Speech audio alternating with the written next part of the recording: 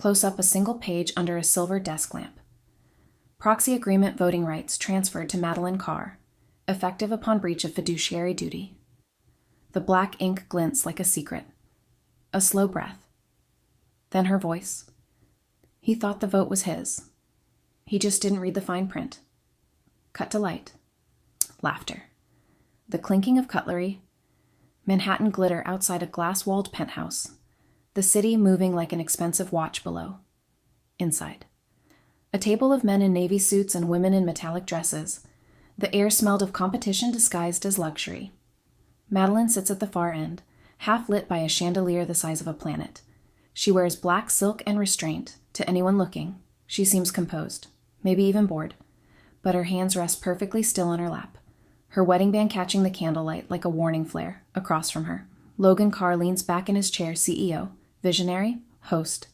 His smile has that careful, expensive curve that men practice in mirrors before pitch meetings. You think I'd ever let her near my investors? His voice carries just enough volume to ensure every man at the table hears. Last thing I need is her asking them for help. A ripple of laughter. Polished, performative, nervous. Champagne glasses lift. A chorus of complicity. Someone says, "You're ruthless." Man, someone else. "That's marriage for you." Madeline's gaze doesn't flinch. She lifts her glass of sparkling water, the bubbles rising like tiny alarms. "Don't worry," she says softly. "You won't have to." The laughter hesitates a microsecond of confusion, then rolls on, covering the discomfort. Logan smirks, already shifting back to his story about a Series B funding round, the real conversation, but the camera would linger on her face calm, unreadable, the sort of calm that means calculation. Later. The dinner is over. The penthouse hums with the silence of rich people gone home. Logan's cologne still lingers bergamot and ego. Madeline stands by the window, barefoot, watching headlights stream down Fifth Avenue. The skyline reflects in the glass 1,000 windows, 1,000 secrets. She replays the dinner in her head, the way he enjoyed the public dig, the way his friends watched her reaction like spectators at a bullfight, the way he didn't introduce her as co-founder, only wife. She used to build his spreadsheets until midnight, believing their marriage was a partnership. Now. She realizes he's rewritten that story somewhere between valuation meetings and rooftop cocktails. On the marble counter, her phone buzzes. One new voice memo from Darren Cole, Darren Logan's oldest friend, business partner, the one who toasted their wedding 6 years ago. She hesitates before pressing play. The timestamp reads 11:42 p.m. "You need to hear this before tomorrow's board meeting," Darren's voice says. Background noise music, laughter, then Logan's unmistakable tone. She still thinks she has a vote. Cute. Right. "Once I file the new proxy, her shares are as good as mine. That's what marriage gets you, built-in leverage." The recording cuts off. Madeline doesn't move for several seconds. The city outside feels suddenly sharper, louder. Her pulse counts every passing taxi. She replays the line. "Once I file the new proxy, her shares are as good as mine. Shares. Proxy. Vote." Words that once belonged to spreadsheets now sound like weapons.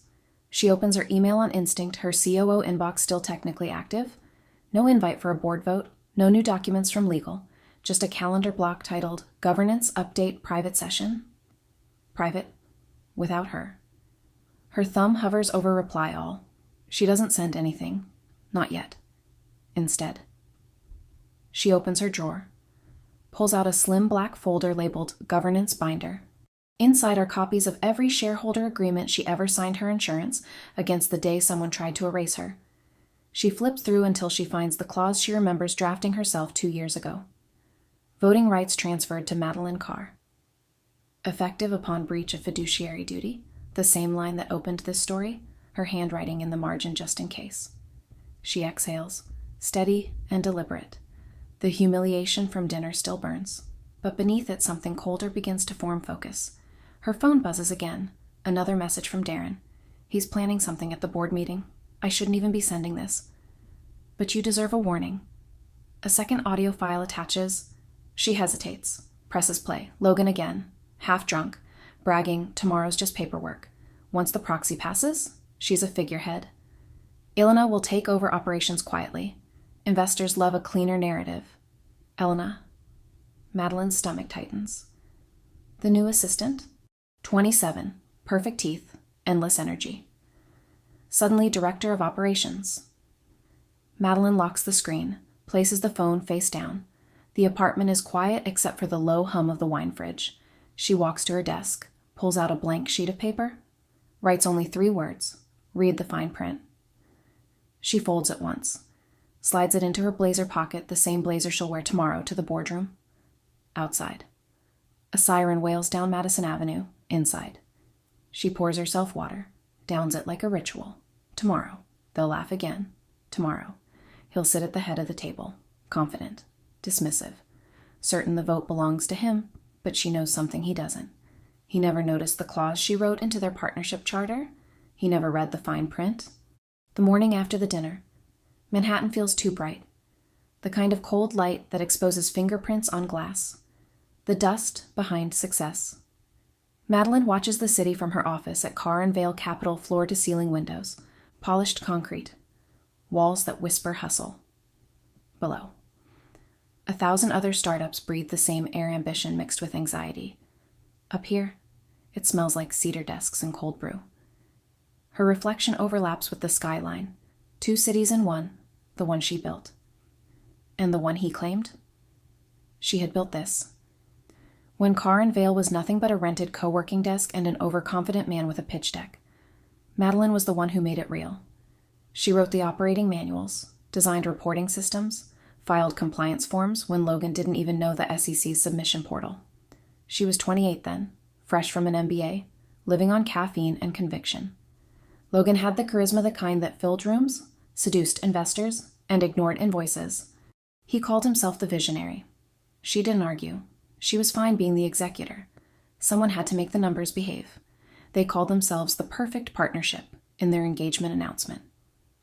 Forbes Under 35 even wrote together. They're building an empire with matching rings. Back then. The line made her smile. Now it sounds like a warning label. The company grew fast funding rounds. Panels, interviews, Logan in tailored suits, talking about disruption and innovation. Madeline beside him, silent, smiling, unseen. At first. It didn't matter. They were building something together, but the moment the valuation crossed 9 figures, something shifted.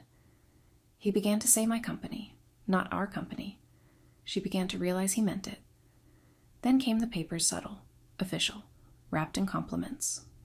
A minor ownership restructuring, he called it. To attract strategic investors. He said, just signatures, small adjustments. But she had learned long ago to read contracts the way other people read confessions. And she found the clause that made her fingers go still. Transfer of voting rights permissible under marital consent provisions. It was buried in Section 9.2 beneath a paragraph about administrative delegation, the same clause he'd later try to weaponize. That's when she insisted on drafting the spousal trust agreement. She remembered that night the 2 of them sitting by the fireplace in their Tribeca apartment, champagne sweating in their glasses. Why do you need this in writing? Logan had asked, smiling. We're married. Maddie. Everything I have is yours. She'd smiled back. Equally smooth. Then you won't mind putting that in ink? He laughed, kissed her temple, and signed the document she'd already prepared. No shares. Assets or voting rights shall be transferred, pledged or reassigned without the written consent of both spouses. He thought it was romantic, a symbolic gesture. She thought it was insurance. Years passed. The company scaled. Rooftop dinners replaced ramen nights. Investor brunches replaced strategy sessions. Phrases like exit velocity, pipeline synergy, next round dilution. To outsiders, it sounded like progress. To Madeline, it started to sound like distance. She watched Logan glide through venture crowds, his smile already a weapon. At home. Silence grew between them, polished, civil, sharp-edged. He'd stop asking her opinion in meetings, then stop inviting her to meetings, then stop mentioning her name at all when she confronted him. It was never shouting, just quiet precision. Are you cutting me out? Don't be dramatic. Maddie, this is about scalability or control. He'd smirk. Same thing. Really. The argument ended there, not because she surrendered, but because she started planning, by the third funding round.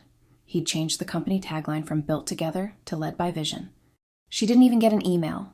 She saw it unveiled on a Times Square billboard, her own name missing from the founders list. That night, she went to the office alone. The cleaning crew had left. The lights glowed soft and sterile.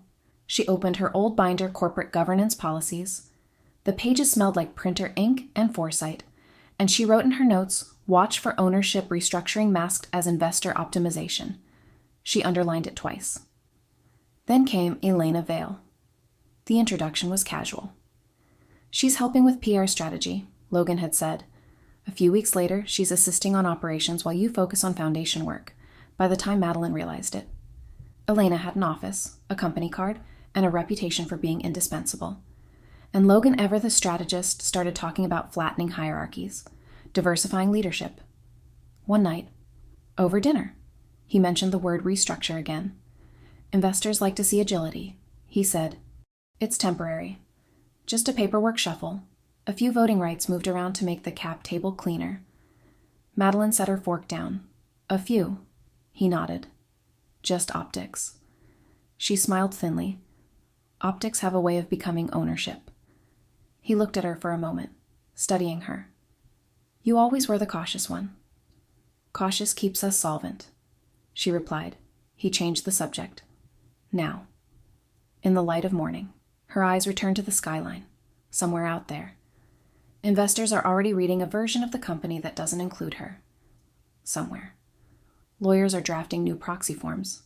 She knows the type of men Logan surrounds himself with, the inner circle, who laughed at her last night. They believe power is a zero-sum game. That silence equals consent, but they've forgotten something. Madeline was the one who built the structure they're now trying to manipulate. She knows every clause, every loophole, every invisible thread holding their empire together.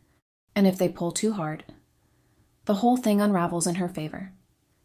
Her phone vibrates on the desk, a calendar notification. Board meeting 10:08 a.m. Private session. She stares at the word private. Then she reaches for her notebook. Writes only 2 lines. He wants a cleaner cap table. I'll give him one. She closes the cover, smooths her blazer, and whispers to the empty office. "You think I'd ever let you near my investors?" She almost laughs softly, without warmth. Because this time, he won't see the next move coming. The Monday after the dinner began like any other emails. Meetings, silence. But by noon, Madeline already sensed the system shifting beneath her name. She noticed it first while paying for a client lunch. Her card black titanium, embossed with Carr Foundation, declined. Not for lack of funds, but for authorization failure. The server smiled too politely. The kind of sympathy that stings. Madeline signed the check with her personal card and laughed it off. "Tech glitch," she said, but inside, something coiled. Back at her office, she opened the foundation's account dashboard. Access denied? Invalid credentials? She tried again, slower this time. Denied. Her throat tightened. The foundation had been her work for 3 years, the philanthropic branch she'd built under their family trust to support female founders.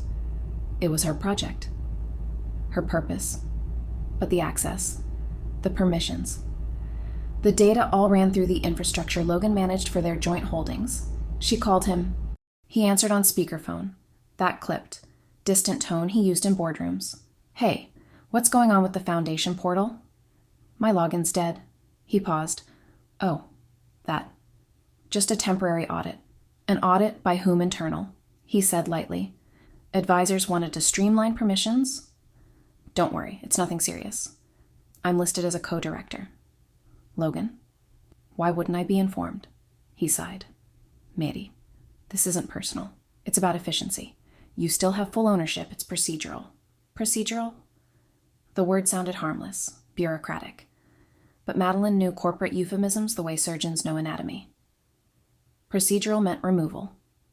That evening, another oddity, her supplementary Amex, the one linked to their shared account, declined when she tried to book a foundation flight.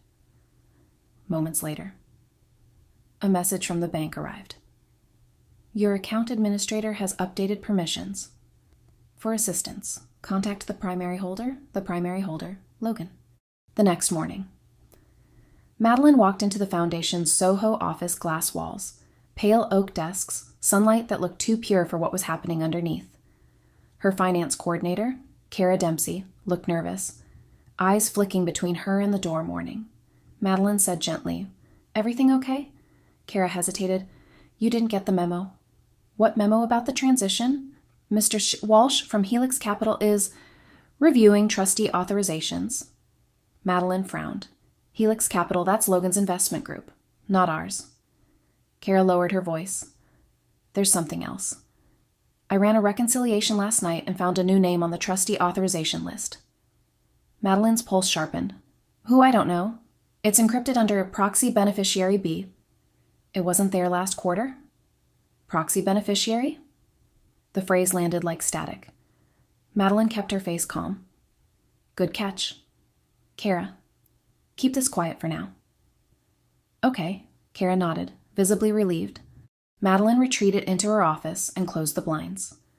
Her reflection stared back poised, professional. But her eyes were alert now, the kind that see patterns in what's missing. That night.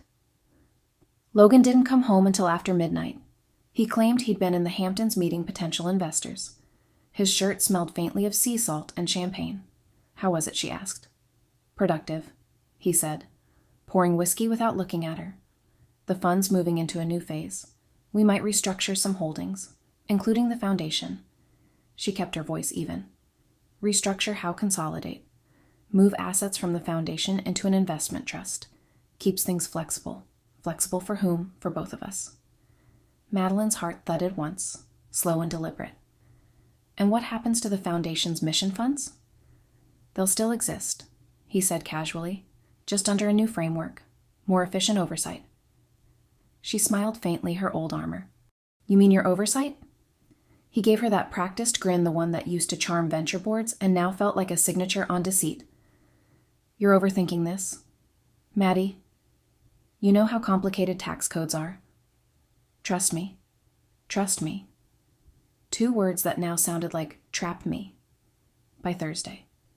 Her suspicions were fact. Her calendar filled with meetings she hadn't scheduled, financial review, restricted attendance, and every link she tried, open to permission denied. She started noticing the smaller signs. Logan's phone calls ending abruptly when she entered the room. The new assistant, Tessa, whispering with him near the elevator. Weekend trips to connect with investors that stretched to Monday mornings. He was still the visionary. But now, she realized, the vision excluded her. One morning. As she passed his office, she caught a fragment of conversation through the door left slightly ajar. "Yes, the Hamptons house will be fine," Logan was saying. "Keep the guest list light. We'll finalize the trust transition there. She won't be attending." She froze just long enough to hear the glass clink of his drink, calm, unbothered. She won't be attending. Back in her office. She opened the encrypted backup server she'd built years ago, a precaution he never knew about. The screen glowed as she navigated through archived trust documents and digital authorizations. There it was, a newly uploaded amendment to the Carr Family Investment Trust, filed 2 days earlier. Clause 14b, upon establishment of a new beneficiary, the prior co-trustee shall be temporarily suspended pending reauthorization by the primary trustee. Primary trustee Logan Carr, co-trustee Madeline Carr. Her stomach turned cold. Someone else had been added. Just below the clause, proxy beneficiary B, timestamp Hampton's legal office Sunday, 43 p.m., the same weekend he'd claimed to be meeting investors. Madeline sat back, the weight of it settling not like shock but clarity. This wasn't restructuring, it was erasure. She opened her notes app and typed 3 lines, find out who proxy beneficiary B is. Check signature trails. Don't confront. Yet. Outside. The city lights flickered against the glass, 1,000 tiny truths waiting to be revealed. For the first time in a long while, she didn't feel powerless. If Logan thought she wouldn't notice, he'd forgotten one thing. She built the foundation. She knows exactly where the cracks will show. The apartment was silent, except for the low hum of the refrigerator and the faint sound of rain on the balcony glass. Madeline sat on the couch, laptop open, half a glass of untouched wine beside her. The glow from the screen painted her face in blue light. At 11:07 p.m., her phone buzzed a new voice memo from Darren Cole. The subject line read, "You need to hear this now." She hesitated. Darren wasn't reckless. He was loyal to both of them. Once, if he was sending something this late, it wasn't gossip. She pressed play. Elena, she won't even notice. Logan. You said she doesn't read the governance updates. Logan. Please. Maddie treats paperwork like a ritual. She signs whatever's formatted correctly. That's the beauty of trust. And marriage. Elena. So once the proxy forms go through, Logan. Her shares become leverage. Voting leverage. I'll use her block to secure the new investor's approval. She'll still own them technically, but the power will shift. Pause. Sound of laughter. Elena, won't the lawyers notice she didn't sign Logan? She doesn't need to. Married means mutual consent. Right static. End of recording. Madeline's breath caught. Married means mutual consent. The sentence rang in her head like a verdict. Her hands trembled once, then steadied. She opened her laptop. Navigated straight to the company's secure data room, the one she still technically had credentials for. The homepage was pristine, organized by version cap table, proxy agreements, proxy, package, V3 PDF. She clicked. A loading bar crept across the screen. Then, the document appeared a 42-page proxy authorization packet, complete with digital seals, witness initials, and 2 signatures. Her signature. Black ink, digital brush, M. Sogt car, timestamp, July 9th, 10:14 a.m. Her cursor hovered over the signature field, pulse steady now. July 9th, she'd been in Chicago, presenting at a foundation panel. Her flight left at 8 a.m. that morning. She was nowhere near a company terminal. She checked the metadata. The digital certificate listed her verified DocuSign ID, the one linked to her professional email. The document had gone through the company's legal server. Her stomach turned cold. He had her credentials used them. Either he guessed her PIN or had someone override it. Either he'd guessed her secure PIN unlikely, or someone with admin access had overridden her verification and inserted the signature manually. Corporate forgery. She snapped a photo of the metadata and backed up the file to an external drive, labeling it Evidence Ardo 1. Then she opened her encrypted notes app and typed proxy cheech package argest v3.pdf, forged signature, altered timestamp, used for board leverage. At 11:48 p.m., she called Kara Monroe, her private corporate attorney. Kara had represented tech founders through divorces, exits, and hostile takeovers. She answered on the second ring, voice calm. No surprise, lawyers like Kara never sounded shocked. Tell me everything, she said. Madeline summarized the dinner, the humiliation, the trust files, Darren's voice memo, the proxy document. When she finished, Kara was quiet for a moment.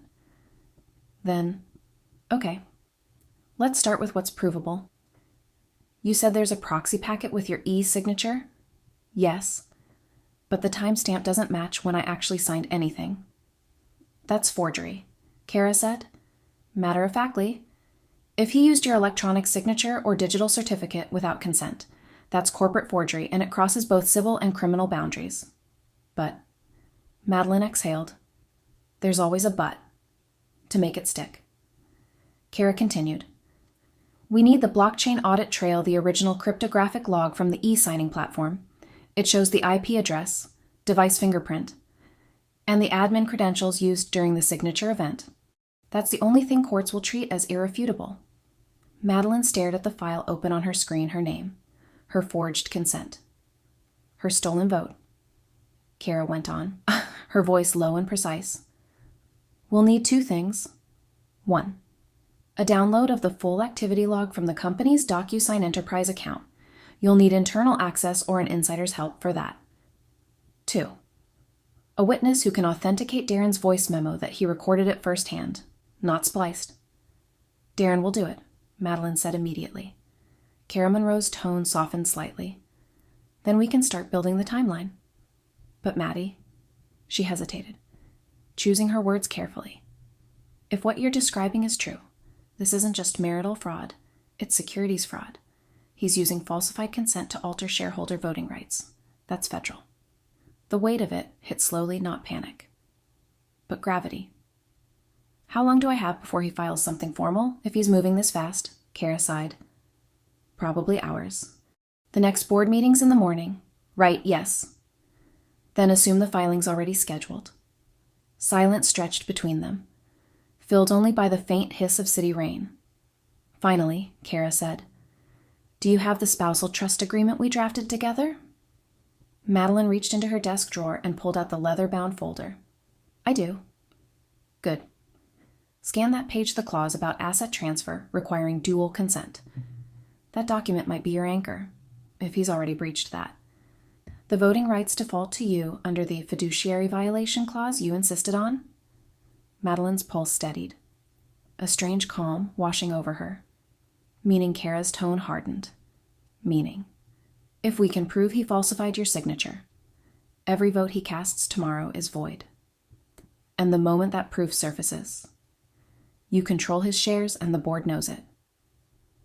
Madeline looked down at the proxy document on her screen, the digital crime scene, and allowed herself the faintest smile. "He thought I wouldn't read the fine print," she murmured. "What? Nothing." Kara's voice was brisk again. "Send me everything, the memo, the file metadata, screenshots, your travel record from that day, and Maddie. Yes, keep quiet until the board meeting, if he suspects, you know. He'll lock down the system before we can pull the audit logs." Madeline nodded, though Kara couldn't see her. The rain outside had stopped.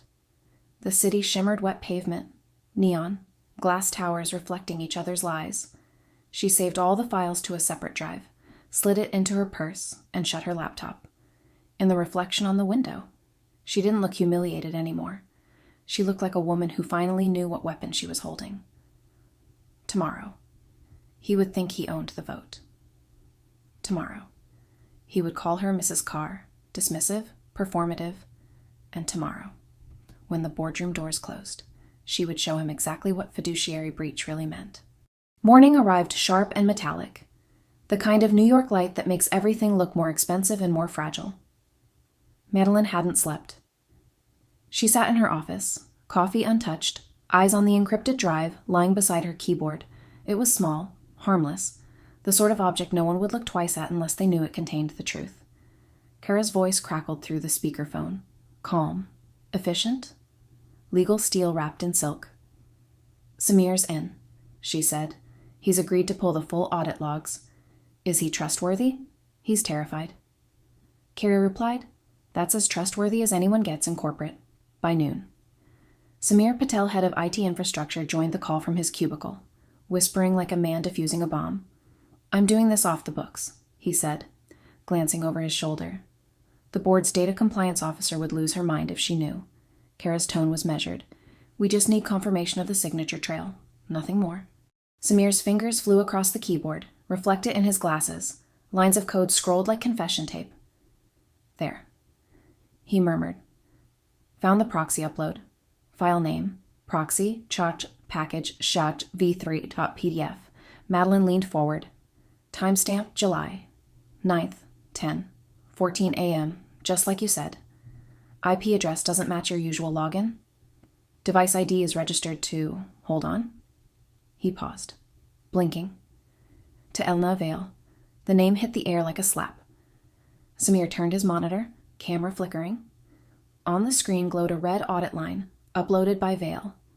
Elena Executive Operations, User Role, Admin, Location Office, IP 168.03, Carr and Vale, HQ Action Apply, Signature Token, M. Carr. She used the DocuSign admin override, Samir explained.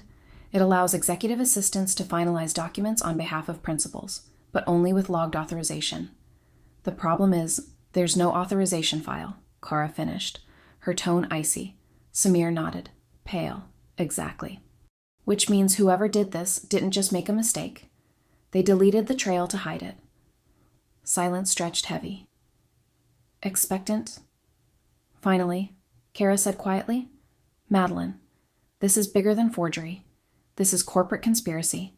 He used her to execute the breach. Madeline closed her eyes. He used her. At 4:22 p.m., Darren called. His voice sounded frayed, the kind of exhaustion born from moral injury. I can't keep sitting on this. He said, You were right. Maddie, he's been bragging for weeks. What do you have? Another audio file came through. She hit play. Logan? She won't even notice until it's done. Elena's handling the digital paperwork. Smart girl.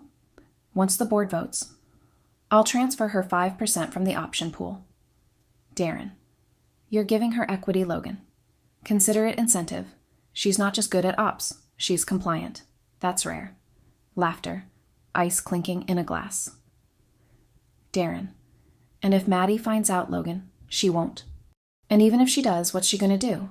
Sue me. It's all under the marriage umbrella. Spousal consent is implicit. She signed the prenup. Didn't she? Pause. Darren, she didn't sign that version. Logan? Doesn't matter. Nobody reads fine print. The file ended with the faint sound of music low, smug jazz like the soundtrack to arrogance. Madeline stared at the waveform on her screen until it blurred. Then she forwarded the recording to Kara with one line, We're past negotiation. That night. The confrontation came quietly. The penthouse lights were dim, rain slicking the windows again as if the city wanted privacy for what was about to happen. Logan stood at the bar, scrolling through his phone.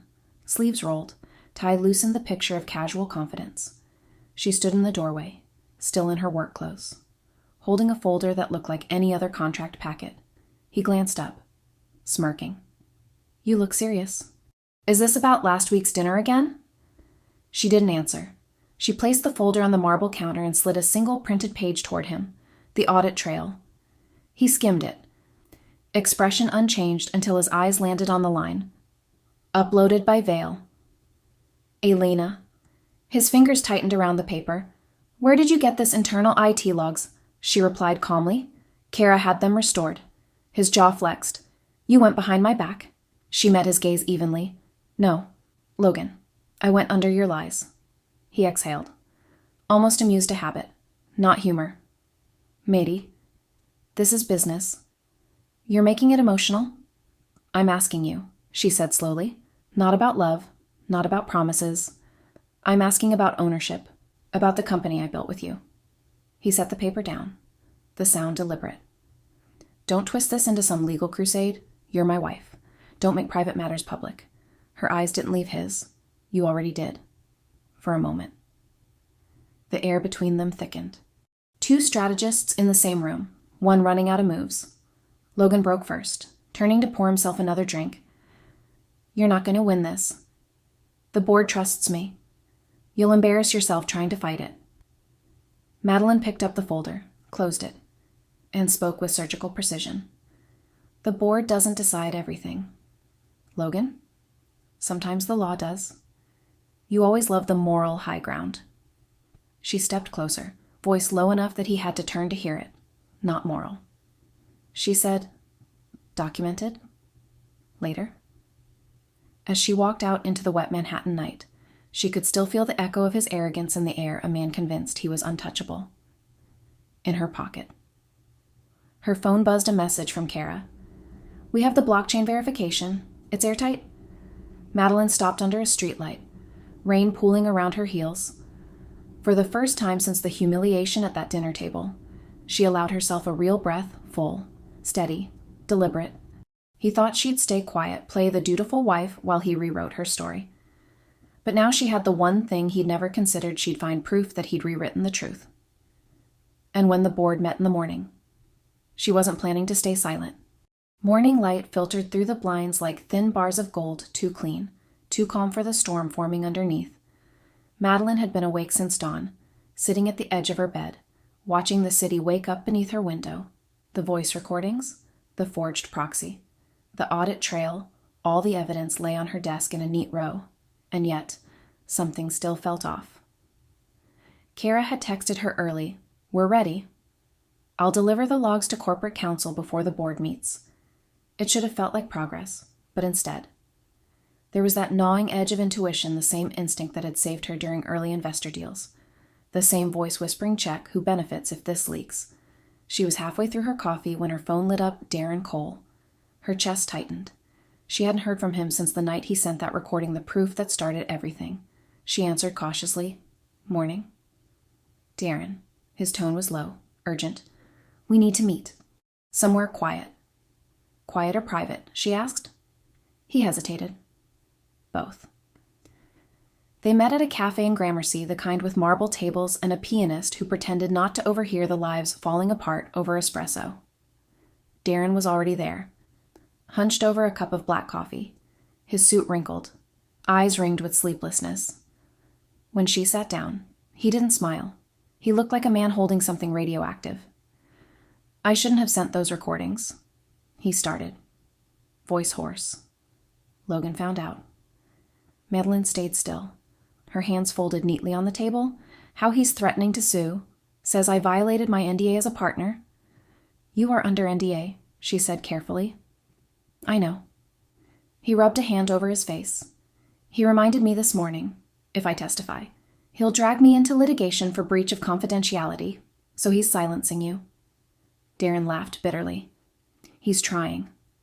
But that's not why I called." He leaned closer, voice dropping. "I want to help you take him down properly, but we'll need votes." Madeline studied him. The last word wasn't emotional, it was tactical. "Votes," she repeated. "The board split." Darren continued. "You know how it is, money doesn't move unless majority says so. You control 30%. Logan holds 45. The rest's scattered among early investors, but—" he paused, watching her reaction carefully. "I have 5. Her pulse stilled. 5%. He nodded. Silent shares. Seed round. 2017. He never mentioned that. Did he? She didn't answer. He gave them to me as an incentive back when we were building the first funding network. He thought I'd be a loyal vote. But loyalty's a two-way street. Madeline's mind raced. 5% silent partner. That was enough to swing a decision if aligned strategically. "What are you asking for?" she asked. Voice cool. "Alignment," he said simply. "You give me temporary proxy over your shares for the next vote, I'll use both blocks to oust him. Afterward. I'll return them. Clean slate." Her eyes narrowed slightly. "You want my proxy for one vote?" he said quickly. "It's the only way to break his majority. Think about it. Maddie, we expose the forgery. He loses credibility. We realign the board. And you take control. Everyone wins. And what do you win?" "Darren?" He smiled faintly. "Peace of mind. Maybe redemption. Or leverage." She murmured. He didn't deny it. Later that afternoon, back in her office. The conversation replayed in her head like a low hum. Darren's voice, his urgency, his pitch. The numbers he'd recited were too precise, too rehearsed. Kara noticed her distraction during their strategy call. "You okay, Define?" "Okay." Kara frowned. "Something's off. Talk to me." Madeline sighed. "Darren has 5% silent shares. He offered to help me break the majority if I assign him my proxy." Kara went silent. Then, softly, "That's an ask, not a favor." "I know. He's hedging. If you sign anything, you'll lose standing to challenge the board later. That's the kind of clause men like him hide under altruism." Madeline nodded slowly, half the truth dressed as rescue. "Exactly." Kara said. "He wants to be the hero and the shareholder." Madeline leaned back, looking at the city outside her window. "He said Logan threatened him over the NDA. That part's probably true," Kara admitted. "But his solution, that's about self-preservation. He's not helping you out of guilt." "Maybe. He's helping himself out of risk." As evening fell. Madeline opened her encrypted drive again. The evidence against Logan, the forged proxy. Elena's upload logs. The recordings all laid out in meticulous order. But now. She added a new folder, Darren Cole. Inside. She saved a single line typed into her notes app. Motivation unclear. "Wants my proxy for next vote. Verify legal risk." She stared at the blinking cursor, then added another line. "Allies aren't allies, just competing agendas." Her phone buzzed a message from Darren. Think fast. He's filing the restructuring motion tomorrow morning. If we don't act now, you lose everything." She stared at the words. The manipulation was elegant fear disguised as urgency. For a brief second, she considered replying. Then she didn't. Instead, she forwarded the message to Kara, within minutes. Kara called back. "Don't touch it," she said. "If he's working both sides, we can use that. Let him think you're hesitating. People show their true hands when they think they're winning." Madeline smiled faintly. "Let him believe he's the hero of my story." Kara exhaled. "That's the spirit." By midnight, the city lights had softened to haze. Madeline stood on her balcony, the skyline glittering like a circuit board. She whispered to herself, "They all think they're saving me when really, they're all handing me evidence." Somewhere across town, Logan was still confident, Darren was still scheming, Elena was still pretending not to know the lines she'd crossed, and Madeline, she was building her own quiet arsenal, one half-truth at a time. Tomorrow would expose the rest. The glass walls of the 42nd floor boardroom gleamed like mirrors, reflecting the gray sweep of Manhattan below. Rain smeared the windows, turning the skyline into watercolor. Inside, the air hummed with the sound of confidence voices, papers sliding, the click of pens ready to ratify whatever Logan Carr said next. 10 board members sat in a precise semicircle. Legal counsel from Kirkham and Lowe occupied the far end. The auditing attorney adjusted her glasses. Impatient? A tray of untouched croissants cooled beside the espresso machine. Logan stood at the head of the table, sleeves rolled, tie in the precise state of careless elegance. He looked every inch the visionary CEO calm, practiced, inevitable. "Let's make this quick," he said, his tone casual, a host addressing friends rather than shareholders. "We've had an extraordinary quarter, but we need to evolve structurally. Effective today. Operational control moves to Elena Vale as interim COO. This will streamline execution and investor communication." A murmur of polite approval. A few nods. He scanned the room, reading body language the way gamblers read cards. "She's been handling operations in practice for months." He continued. "This just formalizes it. The proxy filings have been submitted. Everything's compliant." He paused, almost theatrically. "Any objections?" The elevator chimed behind him. Heads turned. Madeline Carr stepped out. Her heels were silent on the polished floor, a navy folder in her hand. Her expression composed enough to make the silence uneasy. Logan blinked once, recalibrating his smile. "Maddie," he said lightly, "we already started." "You could have let me know you were coming." She set the folder on the table and slid into the empty chair opposite him. "I'm sure you didn't expect me to." The air changed the shift that happens when a storm front moves through a glass city. "I just wanted to clarify one thing," she said, "before you vote." Logan's voice cooled. "Everything has been filed properly." "I know," she replied, unclasping the folder. "That's why we're going to look at the filings. Together?" Kara Monroe, sitting 2 seats away, powered on the conference monitor. The firm's legal logo blinked onto the screen. "We've reviewed the latest documents for compliance," she said evenly, "but there's a discrepancy you should all see." Logan's jaw twitched. "Kara." "We've already discussed Nope, Logan," Madeline interrupted, voice steady. "You discussed. You never included me?" She drew out a single printed page, thick bond paper, signature line visible at the bottom. "This is the original shareholder proxy agreement, the one filed with the spousal trust clause still active." She laid it flat in the center of the table. Her pen tapped one line, calm and deliberate. Clause 8.2.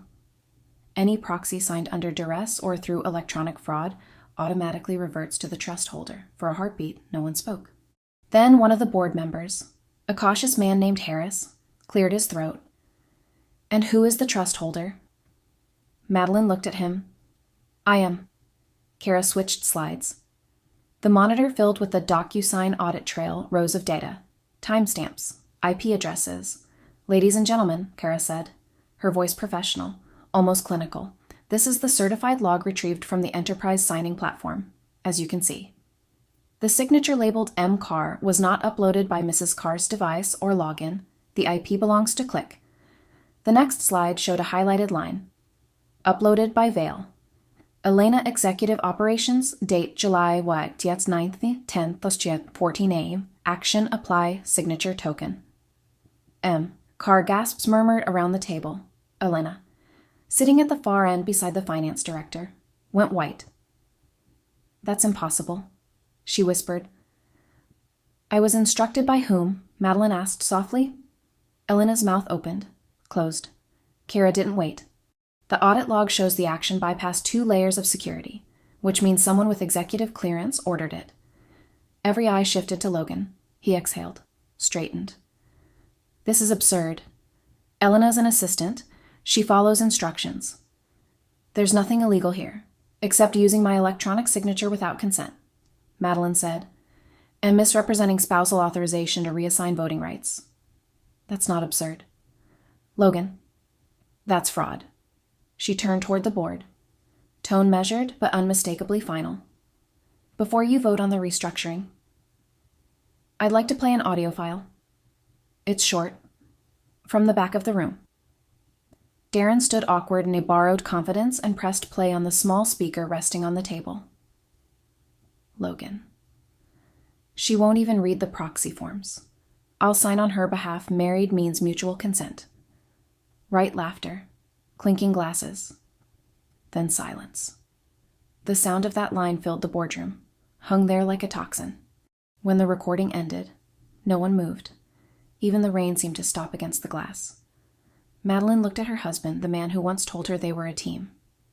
You said that, she said quietly, at a dinner full of investors. Logan's face hardened. You're twisting context. I'm clarifying it.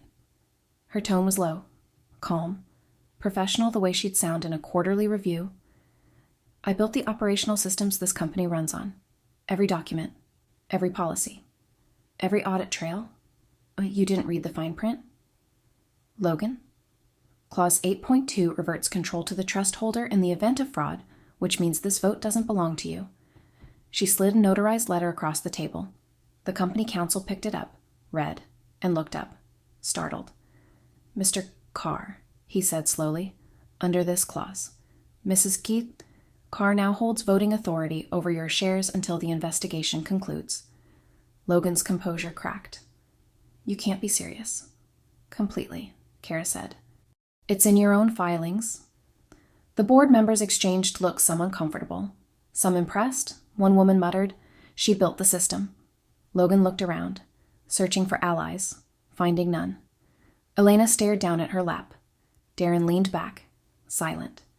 Madeline stood, gathering her folder. I won't take more of your time. You can continue your meeting, but make sure the minutes reflect this entry, proxy reversion invoked under clause 8.2. She paused at the door, her voice calm enough to cut glass. Next time you decide to rewrite my signature, at least spell my name right. Then she walked out, behind her. The room stayed silent completely, utterly silent. Even the rain on the glass didn't dare make a sound. The next morning, a formal memo landed in every inbox at Carr and Vale Capital. Subject interim notice of suspension LSL. Carr pending an internal investigation into proxy irregularities and unauthorized document execution. Mr. Logan Carr is relieved of all voting and operational authority effective immediately. The sentence was surgical, almost polite, yet it sliced through the company like a scalpel. By noon, the building hummed with the quiet chaos that follows a dethroning executives whispering in hallways, assistants pretending not to check news alerts, investors refreshing their inboxes for reassurance. Logan's name vanished from the company directory within hours. His glass office sat empty, blinds drawn, the ghost of his confidence still hanging in the air like cologne. Madeline didn't celebrate. She simply walked past that door once, eyes forward, as if it were an old photograph she no longer recognized. That afternoon, she met Kara in a private conference room downtown. The view overlooked the East River. Pale and calm beneath the January haze, stacks of folders sat between them, legal drafts, trust papers, SEC forms. Kara adjusted her glasses. We have momentum, but we need precision. He'll fight this with everything he has left. Madeline nodded. Then let's make sure what he has left Isn't much. Kara smiled faintly, the first real smile since this began. First step, the spousal trust protection clause. You remember why we built it in for insurance? Madeline said. Exactly. It was triggered automatically once the fraud was confirmed. That means his shares, even the ones under dispute, are frozen in escrow. He can't sell, transfer, or pledge them. Madeline exhaled. Steady.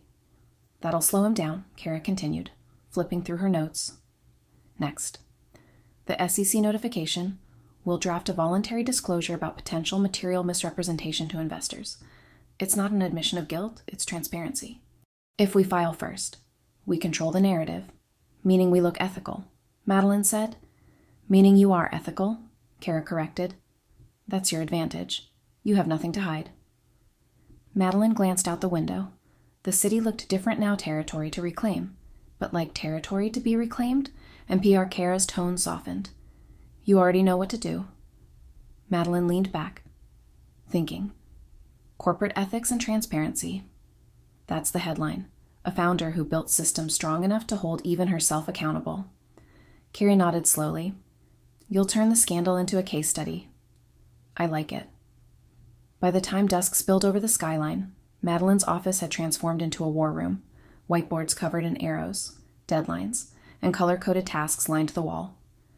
A PR strategist handpicked from an old foundation contact sat across from her, drafting press language. We remain committed to accountability, Madeline dictated softly.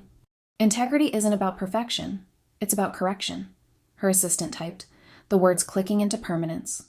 Every sentence felt deliberate, sharp, restorative. She wasn't burning the company, she was disinfecting it. At 8 that night. She called Darren. He sounded nervous. I thought you'd never talk to me again. I didn't say never, she replied. I saw the memo. He said quietly. He's suspended pending investigation. Good. He deserves worse. Darren, she interrupted. You said you wanted redemption. I'm offering you a chance to prove it. A pause. What do you need your signature? She said. But this time. On paper. The next morning. They met at a notary's office downtown, a narrow room that smelled of toner and legal anxiety. A public notary watched silently as Madeline placed a crisp packet on the desk, shareholder proxy hard copy.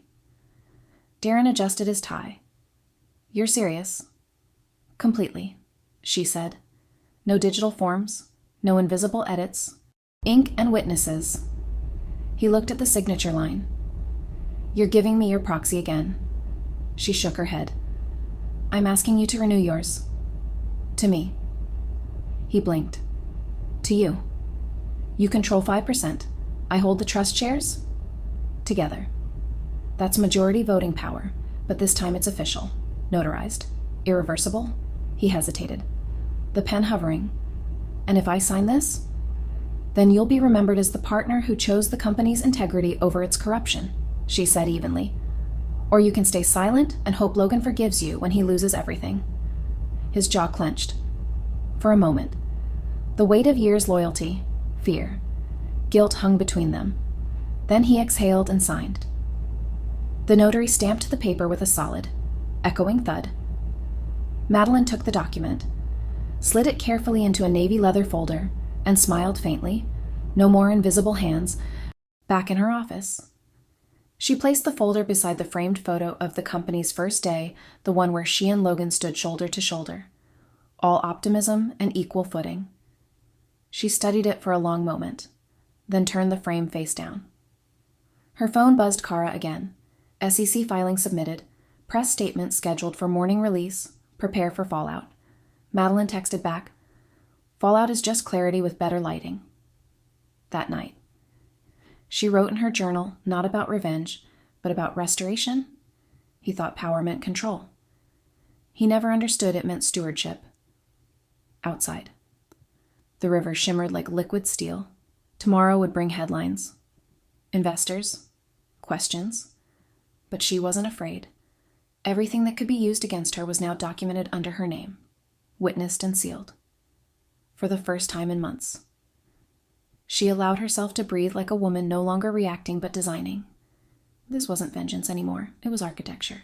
She was rebuilding the company and the narrative from the ground up, clause by clause, until there was no place left for deception to hide. 30 days later. The top floor of the Ashbury Tower gleamed like the setting of a televised reckoning. The special shareholder meeting had drawn everyone: executives, legal advisors, silent investors, and a handful of reporters loitering in the lobby pretending to check their phones. Inside the boardroom, the glass walls reflected a skyline painted in winter gold. Rows of polished chairs surrounded the long walnut table. The nameplates gleamed under the recessed lights: Carr and Vale Capital Extraordinary Session. At the head of the table sat Logan Carr. Expression taut, jaw set in the kind of confidence built more from memory than reality. Across from him, Madeline placed a navy folder, the same one that had turned the previous meeting into legend, and rested her hands on it lightly. Beside her, Kara Monroe reviewed the agenda. Voice calm, legal, unyielding. Item 1. Confirmation of valid voting proxies. Item 2. Motion regarding executive leadership. Logan gave a tight smile. We all know why we're here. Let's get this farce over with. Kara's tone never changed. Then we begin with verification. The company's legal counsel stood, adjusting his glasses. As of this morning, the audit committee verified the authenticity of all proxy statements and share transfers. The following distribution stands, he read from his notes. Each word deliberate. Madeline Carr, 30% equity, plus proxy authorization from Darren Cole, 5%, and 2 independent investors holding 8% each, for a total of 51% voting control. A quiet rustle of surprise moved through the room. Logan leaned forward. Those proxies were secured under duress. You can't, the counsel interrupted gently, but firmly. Correction. Your prior proxy was executed under fraudulent circumstances. Those rights reverted automatically to the trust holder. This assembly is, by law, valid, Kara added smoothly. Clause 8.2, Mr. Carr, you remember. Logan's composure faltered for the first time. He turned toward Darren. Seated 2 seats away. You, Darren, met his stare. Me. After everything, Darren repeated, voice steady.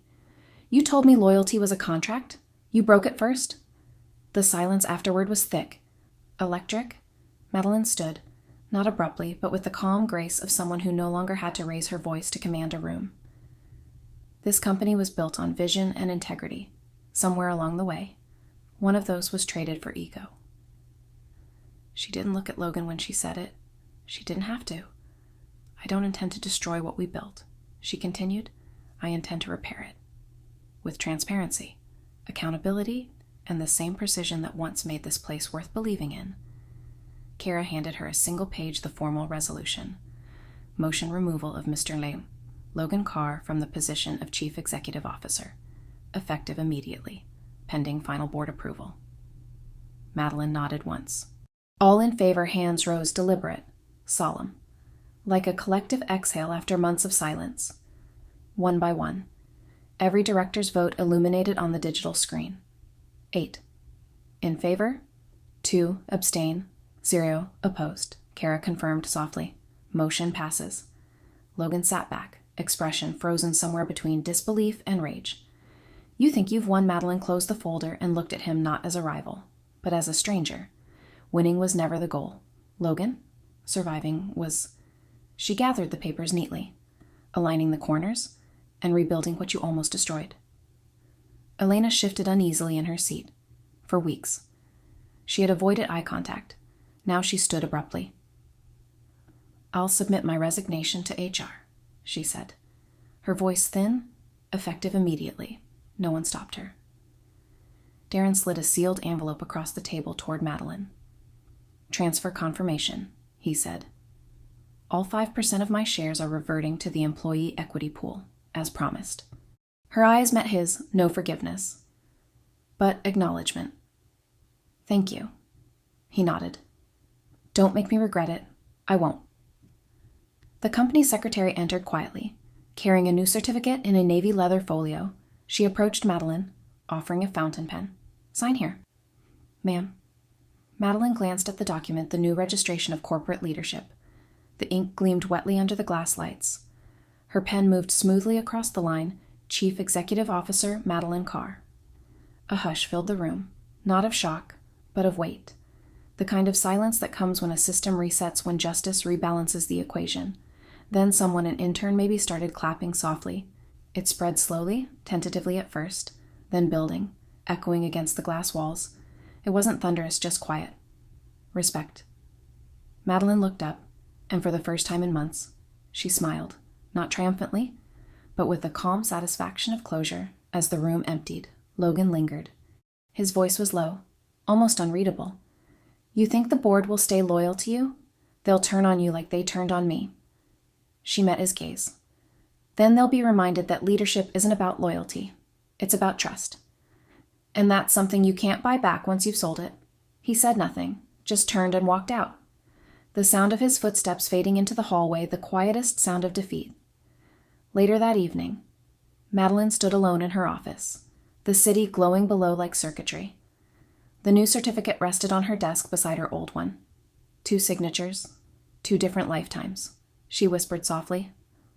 Almost to herself, full circle. Her phone buzzed a message from Kara. Press wants a statement, Madeline typed back. Tell them Integrity won today. Quietly. Then she turned off her phone, looked out at the skyline, and let the silence settle. For once. The silence wasn't oppressive, it was peace.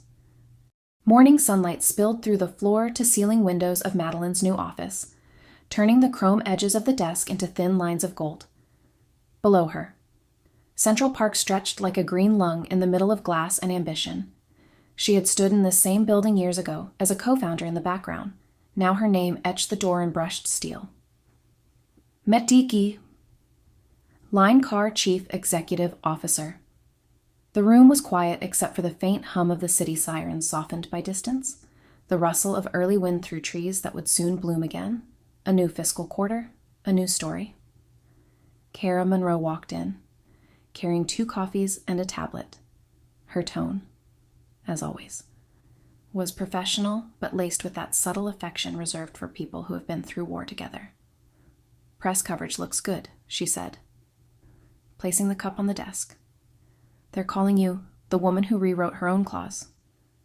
Not bad for a week's work, Madeline smiled faintly. Not bad. Kara hesitated before sitting. There's still one thing unresolved. Madeline raised an eyebrow. Are you going to press criminal charges?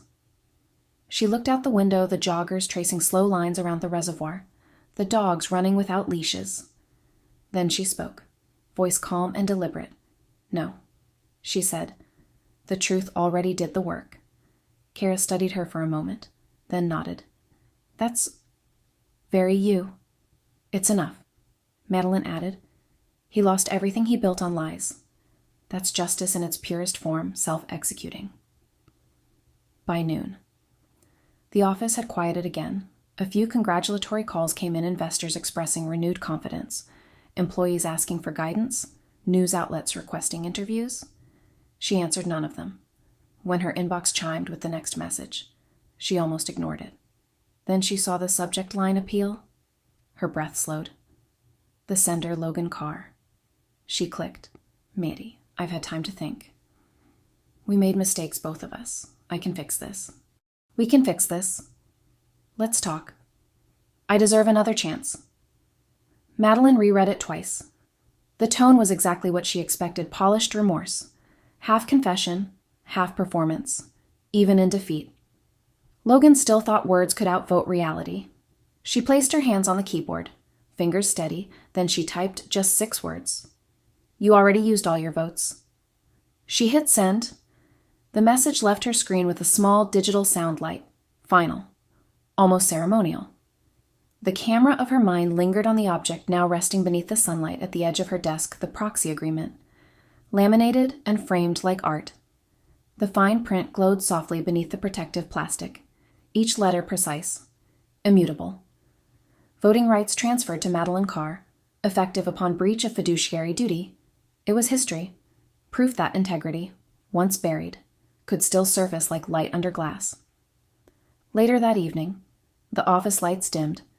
Madeline packed her laptop, Her expression relaxed, not triumphant, just grounded.